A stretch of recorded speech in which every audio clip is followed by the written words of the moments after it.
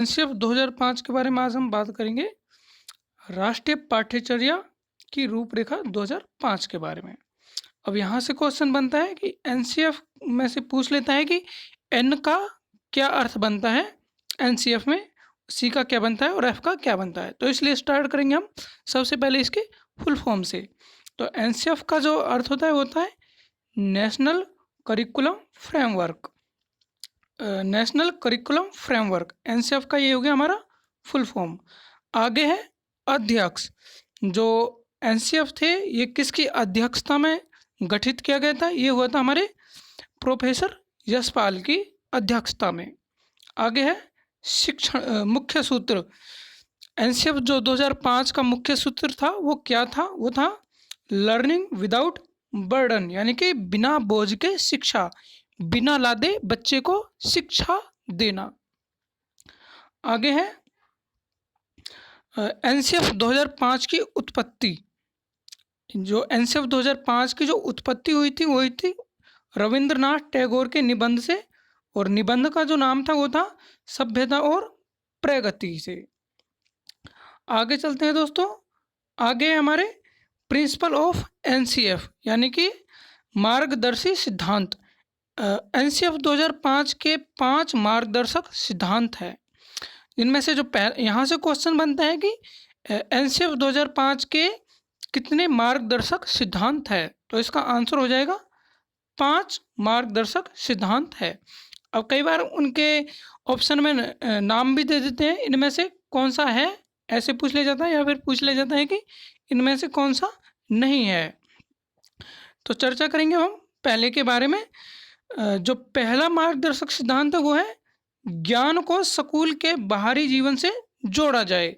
NCF 2005 में यह बात कही गई है कि जो बच्चे का जो ज्ञान है उसको स्कूल के बाहरी जीवन से जोड़ा जाए। अर्थात जो बच्चे को हम सिखा रहे हैं उसको केवल स्कूल तक ही सीमित ना रख करके उसके बाहरी जीवन से उसको जोड़ा जाए। आगे है पढ़ाई को रटंत प्रणाली से मुक्त किया जाए। अब बच्चे क्या करते हैं, रट्टा मार करके पढ़ते हैं और सिर्फ उसका क्या करते हैं, वो एग्ज़ाम के लिए तैयारी करते हैं रट करके, लेकिन उसको क्या करते हैं, उनके समझ आता नहीं है। तो एनसीएफ जो 2005 है वो कहता है कि रटंत जो प्रणाली है उससे बच्चा मुक्त होना चाहिए। तीसरा जो है मार्गदर्शक सिद्धांत है पाठ्यचर्या जो है पाठ्य पुस्तक केंद्रित न रह जाए। अर्थात ऐसा नहीं होना चाहिए कि जो बच्चा है वो सिर्फ पाठ्य पुस्तक से ही पढ़े। जो शिक्षा है बच्चे वो बाल केंद्रित होनी चाहिए, एनसीएफ में ऐसा कहा गया है। आगे है चौथा पॉइंट हमारा कक्ष को गतिविधियों से जोड़ा जाए एवं इसे लचीला बनाया जाए। पांचवा पॉइंट हमारा राष्ट्रीय मूल्यों के प्रति आस्थावान विद्यार्थी तैयार हो या राष्ट्रीय महत्व के बिंदुओं को पाठ्यक्रम में शामिल किया जाए। अब बात करेंगे हम एनसीएफ 2005 के प्रमुख सुझावों के बारे में या फिर मुख्य विशेषताओं के बारे में। पाठ्यचर्या ऐसी हो जो बच्चों का चहुमुखी विकास करे। एनसीएफ 2000 में यह बात कही गई है, इसकी विशेषता है एनसीएफ 2005 की, और सुझाव भी है कि जो सिलेबस जो होना चाहिए स्कूल क्लास का जो सिलेबस होना चाहिए वो ऐसा होना चाहिए कि बच्चे का ऑलराउंड डेवलपमेंट कर सके। अर्थात उसका सामाजिक विकास होना चाहिए, भावनात्मक, कौशलात्मक, अर्थात सभी तरह का विकास उसमें इंक्लूड होना चाहिए। आगे है एनसीएफ 2005 के अनुसार प्राथमिक स्तर पर भाषा का जो माध्यम है वह मातृभाषा होना चाहिए। अर्थात जो हम क्लासरूम में जो पढ़ाते हैं हमें क्या करना है, एनसीएफ 2005 के अनुसार जितना हो सके हमसे मदर टंग का प्रयोग हमें करना चाहिए। आगे है शिक्षण सूत्र। एनसीएफ 2005 के अनुसार ज्ञात से अज्ञात की ओर और मूर्त से अमूर्त की ओर अधिकतम प्रयोग करना चाहिए। आगे है सूचना को ज्ञान मानने से बचा जाए। यहाँ से क्वेश्चंस बनते हैं। तो मैं आपसे कहता हूँ, अगर आप वीडियो को देखोगे तो ज़्यादा देर तक याद नहीं रख पाओगे, या तो आप इसका स्क्रीनशॉट ले सकते हो या फिर आप पेन कॉपी लेकर के बैठ जाइए और इन्हें वीडियो को पॉज करके आप इन्हें अपने नोटबुक में नोट कर सकते हो।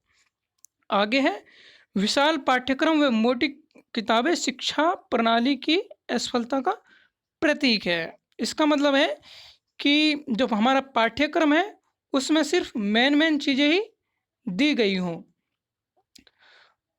आगे है, मूल्यों को उपदेश देकर नहीं वातावरण देकर स्थापित किया जाए।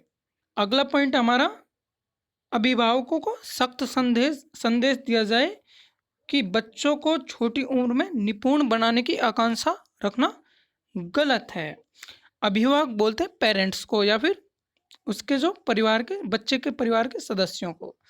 यहाँ पर कहा गया है कि जो अभिभावक होते हैं वो बच्चों से इतनी आकांक्षाएं रखते हैं, इतनी उम्मीद रखते हैं कि जो बच्चा जो है पहली क्लास में ही इंजीनियर बन जाए, लेकिन एनसीएफ कहता है कि ऐसा करना गलत है। बच्चा जो होता है वो धीरे धीरे सीखता है अपने आयु के हिसाब से। आगे है, तनाव मुक्त वातावरण प्रदान करना, बच्चे को तनाव मुक्त वातावरण प्रदान करना। नेक्स्ट पॉइंट है, पुस्तकालय अर्थात लाइब्रेरी में बच्चों को स्वयं पुस्तक सुनने का अवसर देना। ऐसा नहीं होना चाहिए कि कोई अध्यापक है वो बोल रहे हैं कि नहीं बेटा आपको यही किताब पढ़नी है, ऐसा नहीं होना चाहिए। जिसमें बच्चे को रुचि है वो अपने आप पढ़ेगा, खुद उसको चुनने का अधिकार है पुस्तक को जौन सी वो पढ़ना चाहता है। नेक्स्ट पॉइंट है, सांस्कृतिक कार्यक्रमों में मनोरंजन के स्थान पर सौंदर्य बोध को बढ़ावा दें। आगे है हमारा नेक्स्ट पॉइंट है, शिक्षकों को एकाडमिक संसाधन व नवाचार आदि समय समय पर पहुंचाए जाए। नेक्स्ट पॉइंट है, शिक्षण अधिगम परिस्थितियों में मातृभाषा का प्रयोग हो। अर्थात जब हम बच्चे को कुछ पढ़ा रहे हो, कुछ सिखा रहे हो, तो जितना भी हमसे हो सके हम मातृभाषा का प्रयोग कर सके, ऐसा एनसीएफ 2005 में कहा गया है। नेक्स्ट पॉइंट है, सजा अर्थात दंड व पुरस्कार की भावना को सीमित रखा जाए। क्योंकि हम बच्चों से बार बार ये नहीं कह सकते कि अगर आप टेस्ट में अच्छे मार्क्स लाओगे तो आपको पुरस्कृत किया जाएगा, या फिर कम नंबर लाओगे तो आपको सज़ा दी जाएगी। एनसीएफ में कहा गया है कि इस भावना से हमें बचना चाहिए, इसको सीमित रखना चाहिए। अगला है, सह शैक्षणिक गतिविधियों में बच्चों के अभिभावकों को भी जोड़ा जाए। अर्थात जो स्कूल में कोई फंक्शन वगैरह होते हैं उनमें बच्चों के अभिभावक जो हैं उनको भी इंक्लूड किया जाए। नेक्स्ट पॉइंट हमारा, मानसिक स्तर एवं योग्यता के अनुसार पाठ्यक्रम का निर्धारण हो। तभी हम हमारा जो एनसीएफ 2005 का मुख्य सूत्र है उसी को अचीव कर पाएंगे। अर्थात जो मुख्य थीम जो है एनसीएफ 2005 का वो है लर्निंग विदाउट बर्डन। आगे है, एनसीएफ 2005 को 5 भागों में बांटा गया है। यहाँ से क्वेश्चन बनता है कि एनसीएफ 2005 को कितने भागों में बांटा गया है, तो इसका आंसर हो जाएगा 5 भागों में बांटा गया है। अब बात करेंगे हम एनसीएफ 2005 में शिक्षकों के प्रति दृष्टिकोण के बारे में। एनसीएफ 2005 में शिक्षकों के प्रति जो दृष्टिकोण है वो है कि शिक्षक ज्ञान का स्रोत नहीं अपितु एक ऐसा सुगम करता है, अर्थात फैसिलिटेटर है, जो सूचना को अर्थबोध में बदलने की प्रक्रिया में विविध उपायों द्वारा बच्चों हेतु सहायक है। तो यहाँ पर यह पूछा जाता है कि एनसीएफ 2000 के अनुसार जो है एक अध्यापक जो है उसका क्या कार्य है, तो इसका आंसर हो जाएगा एनसीएफ 2005 के अनुसार एक जो अध्यापक है उसका कार्य सिर्फ एक सहायक के रूप में है। नेक्स्ट है दोस्तों, एनसीएफ 2005 में बच्चों के प्रति दृष्टिकोण। जो प्रत्येक बच्चे की सीखने की गति होती है वो अलग होती है और सभी बच्चे सक्रिय रूप से पूर्व ज्ञान एवं उपलब्धि सामग्री गतिविधियों के आधार पर अपने लिए अर्थ निर्माण करते हैं। नेक्स्ट है हमारा एनसीएफ 2005 में भाषा के प्रति दृष्टिकोण। जो भाषा के प्रति दृष्टिकोण 2005 के अनुसार क्या है, बच्चों में भाषा समझने, अभिव्यक्त करने की जो क्षमता होती है वो जन्मजात होती है, ऐसा एनसीएफ 2005 में कहा गया है। तो ये था दोस्तों हमारा आज का टॉपिक था एनसीएफ 2005 का। अगर आपने अभी तक हमारे चैनल को सब्सक्राइब नहीं किया है तो कर लीजिए। मिलते हैं नेक्स्ट वीडियो में, तब तक के लिए जय हिंद, जय भारत।